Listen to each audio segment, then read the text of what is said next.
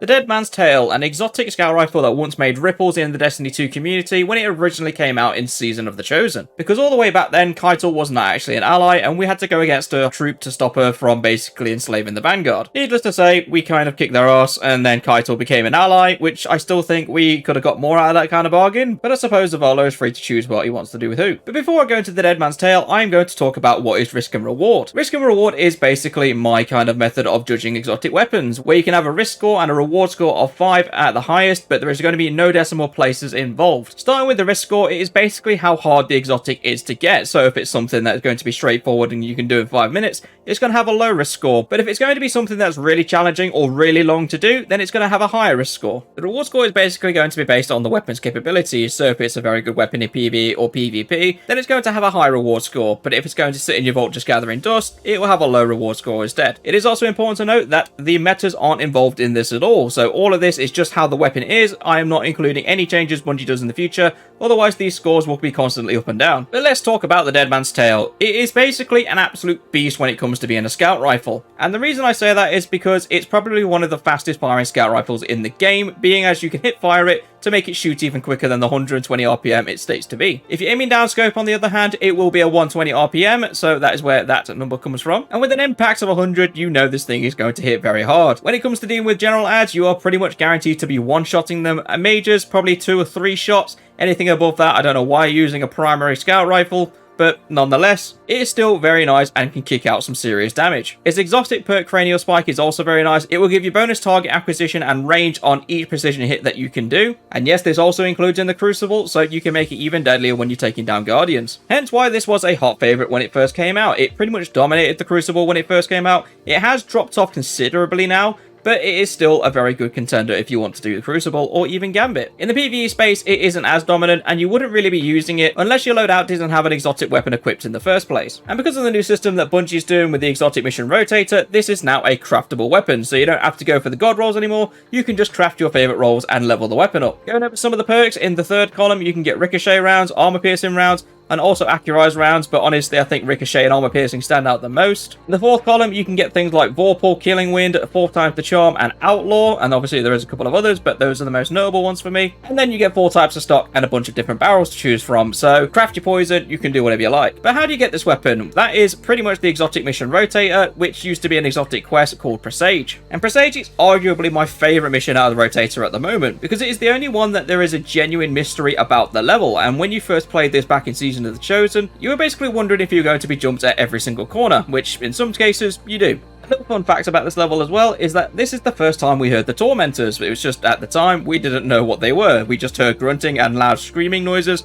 We assumed it would have been the Scorn in the vents. But looking back on it now, it definitely sounds a lot like a Tormentor, and I'm quite happy that Bungie teases this kind of thing. I could obviously be completely wrong and it could actually be the Scorn, but I like to think that this is the Tormentors being teased to us early on. But the Presage mission itself is not your traditional exotic mission. It's not a case of go through to a room, kill XYZ, and then move on. You do have a couple of puzzles that you have to do to move forward. And this is mostly due to the blue egregore that is scattered around everywhere, so if you don't like jumping puzzles, I'm afraid you're not going to like this level very much at all. Because that is pretty much what you do at the start. You basically run around doing jumping puzzles, and then you get to the egregore as I just mentioned, which gives you a buff to go through the blue force fieldy things. Most of the enemies in this encounter are actually mages, which is a weird bit of a swap, because mages weren't actually that tough back then, and they've somehow become even easier as time gone on. So I'm not sure if that's power creep, but it's definitely not right. Because I distinctly remember when this mission first came out, the screams will near enough one-hit you. Now it's a case of they explode next to my face and they take off less than half my health. And with that being said, I apologise if my movement is sluggish. I was actually watching a film whilst I was doing this,